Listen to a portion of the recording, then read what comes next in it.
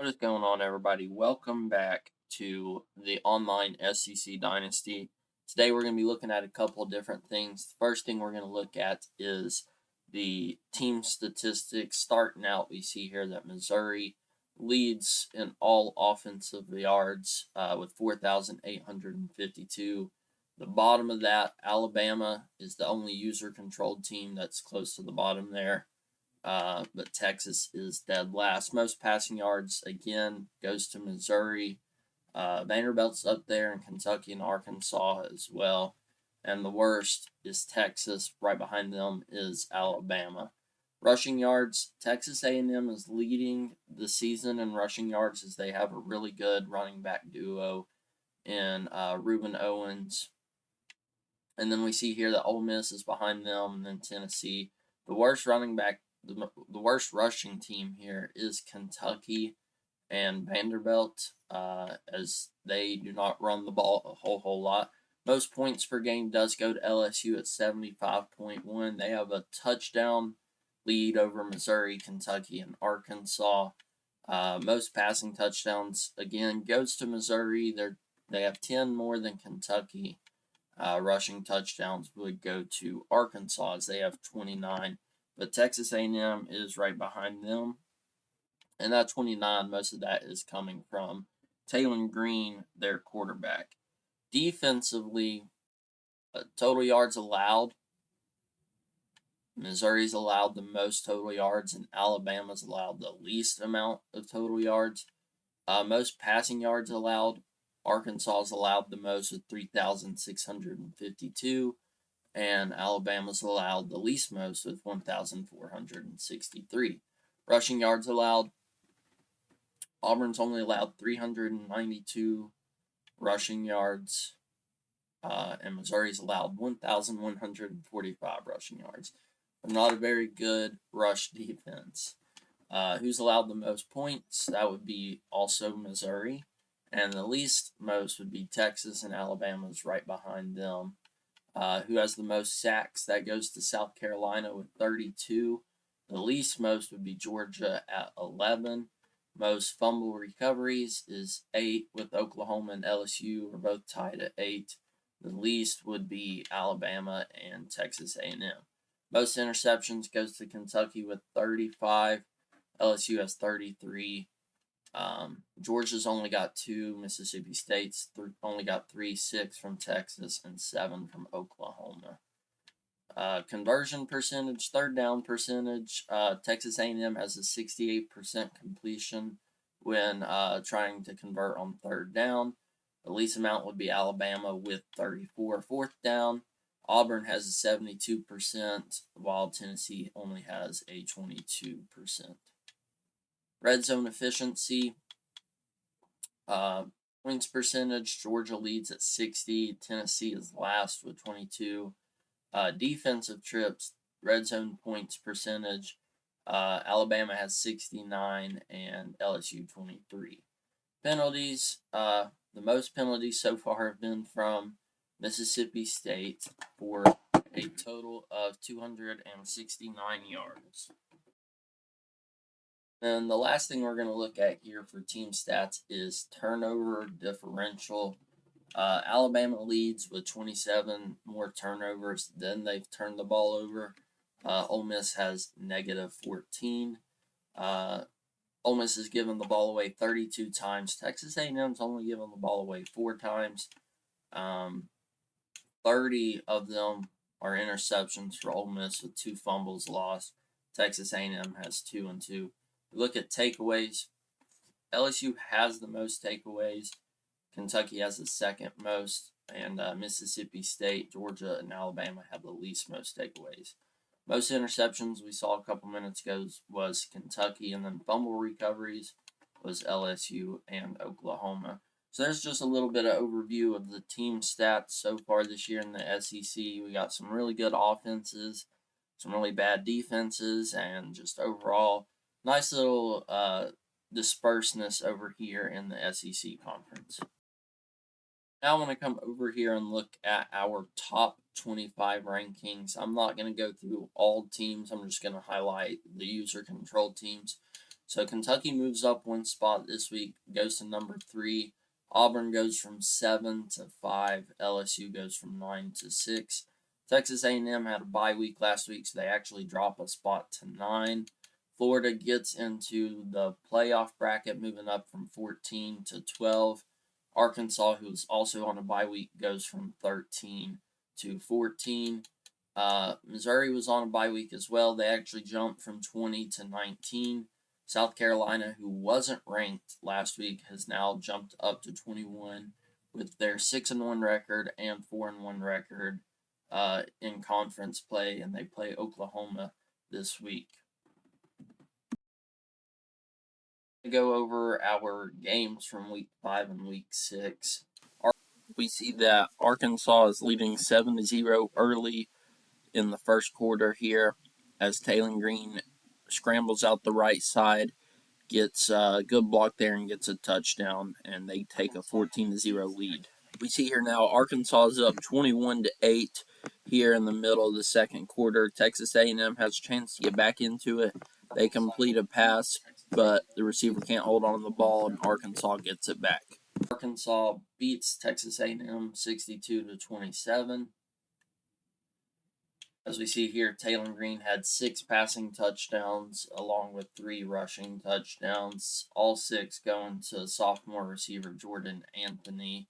Defensively, they were able to get pressure on the quarterback, as you see all the sacks right there.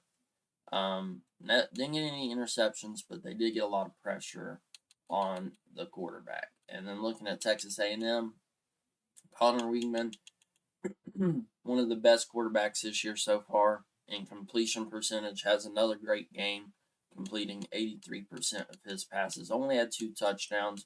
Running the ball, the team wasn't able to do that today. As you see, Reuben Owens was the leading ball carrier for 44 yards and a touchdown and a fumble.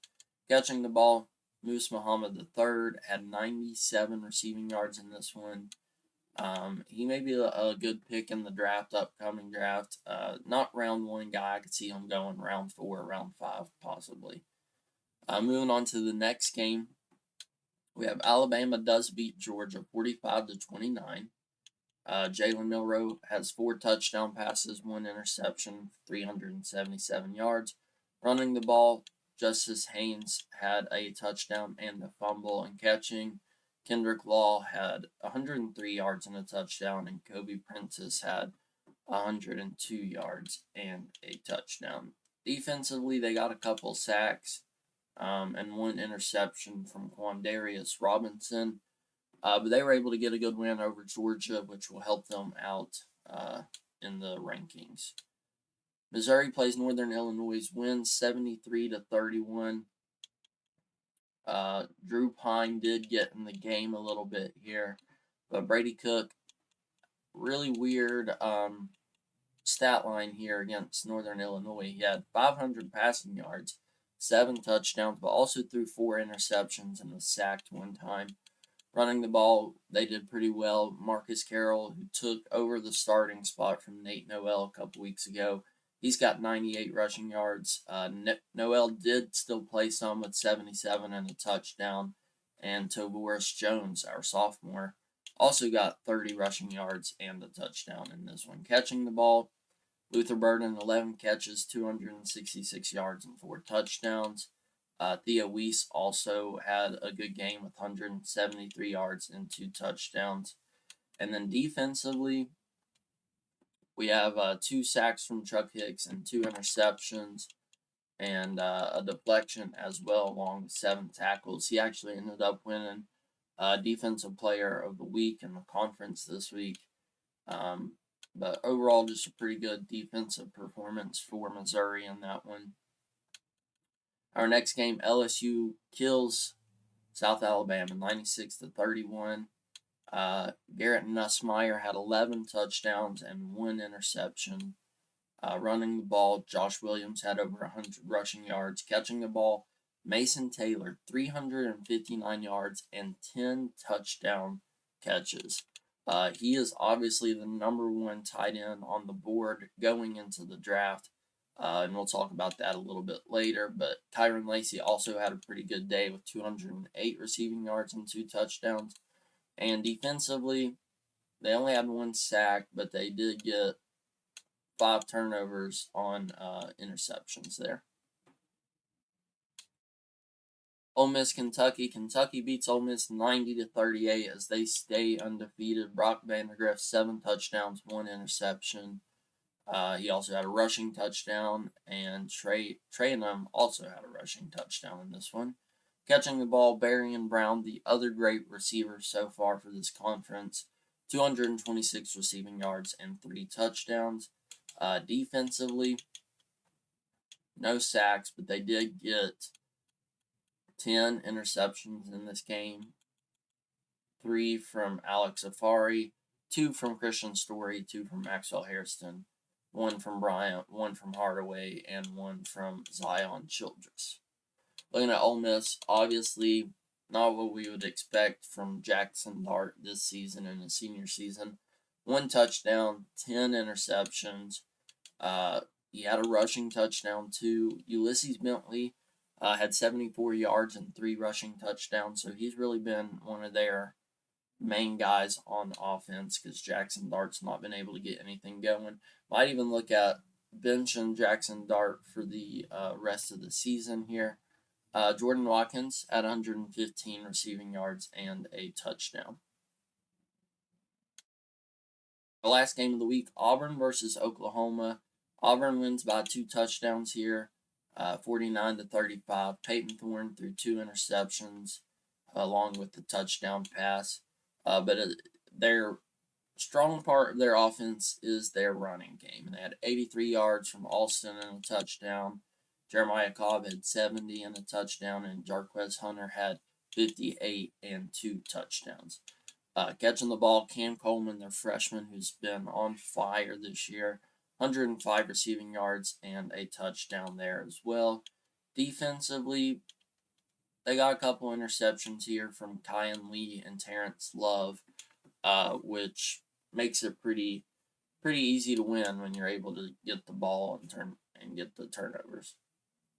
But that does it for week 5 here in the SEC. Now we're going to move on to week 6. All right, now we're in week 6, looking at their stats. Florida beat Central Florida 63-37. DJ Lagway had 4 passing touchdowns for 500 yards and 2 rushing touchdowns in this one. It doesn't look like anybody else ran the ball besides him, so he did it all for Florida this week. Eugene Wilson III had 246 receiving yards and a touchdown. Elijah Badger had 182 and 2 touchdowns. Defensively, they had 2 sacks and 1 turnover. Jordan Castell getting the interception there. So they get an easy win over Central Florida. Ole Miss, back-to-back weeks, they lose 77-40 to South Carolina. Jackson Dart had 5 touchdowns, 8 interceptions, though. I think he's just on his way out. I don't see him with that many turnovers this year. I don't see Jackson Dart really getting any chance to play in the pros, and I really think Ole Miss has to think about switching him out with whoever the backup is for the rest of the year. Running the ball, Ulysses Bentley again, 141 rushing yards.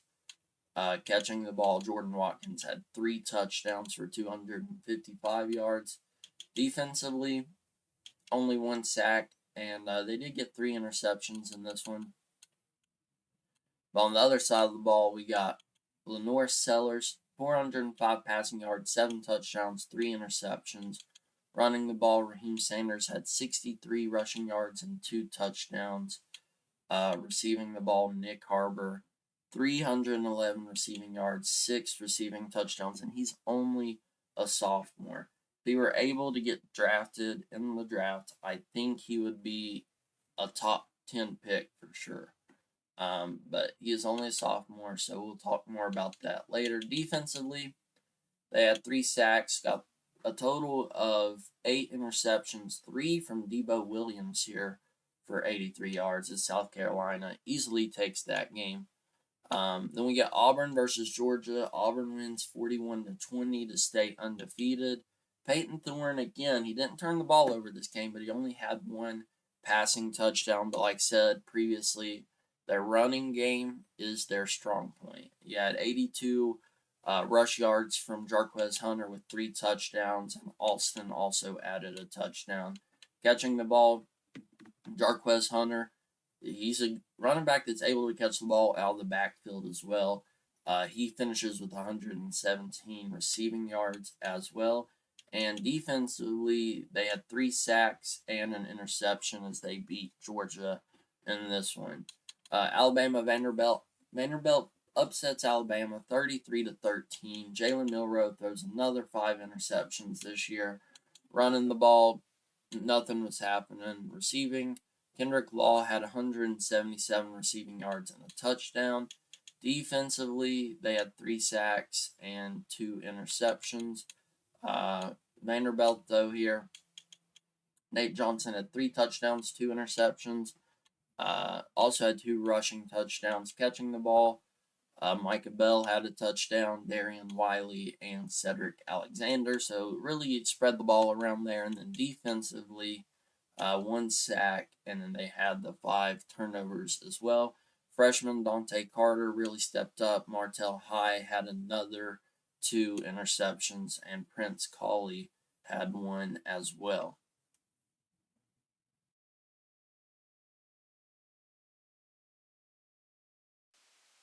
Arkansas's up 35-7 here right before the half, and they get a halfback screen here. Running back misses a couple guys and gets in for a score. Started the third quarter, they are up 42-7 now. As we see, Taylor Green's going to snap this ball. Jordan Anthony's going to beat his guy down the left side and gets a score there as well. Tennessee, Arkansas. Arkansas beats Tennessee 70-41. Taylor Green, 6 passing touchdowns, 5 interceptions. Also had a rushing touchdown. Catching the ball, Jordan Anthony again had a good game. Isaiah Sategna also had 2 touchdowns in this one. Defensively, 2 sacks from Landon Jackson and a total of 7 turnovers here, or 7 interceptions here for them as well. Tennessee on the other side of the ball, Nico Iliameva had 6 passing touchdowns, 7 interceptions. Dylan Sampson with 156 rushing yards. Squirrel White had 2 touchdowns with over 100 receiving yards as well. And defensively, they just couldn't really stop the Arkansas offense. They did have 5 takeaways, but they couldn't stop the run game in this one as they lose against Arkansas there. Last game of the week, we have Texas A&M beats Missouri 78-62. Brady Cook had 5 touchdowns, 2 interceptions. Running the ball, Marcus Carroll had a really good game, 190 rushing yards and 4 rushing touchdowns. Catching the ball, Luther Burden again did his thing. We had 3 guys over 100 receiving yards in this one. Defensively, just could not get any pressure on the quarterback. We only had 1 sack. And so really defense is what killed Missouri in this game. And I think that's what helped Texas A&M win this one. As you see, Connor Weigman here, 394 yards, 4 touchdown passes, 23 completions on 24 attempts. Completed 95% of his passes. Running the ball as well, Reuben Owens, 367 rushing yards, 3 touchdowns. Le'Veon Moss added 2, and Connor added 1 himself. So a total of 6 rushing touchdowns there. Catching the ball, Donovan Green had 140 yards with 2 touchdowns, and Cyrus Allen had 103 for 1 touchdown. Defensively, they had 1 sack, and they did get 2 interceptions in this one as well. So that does it overall for us this week on the overview of the games.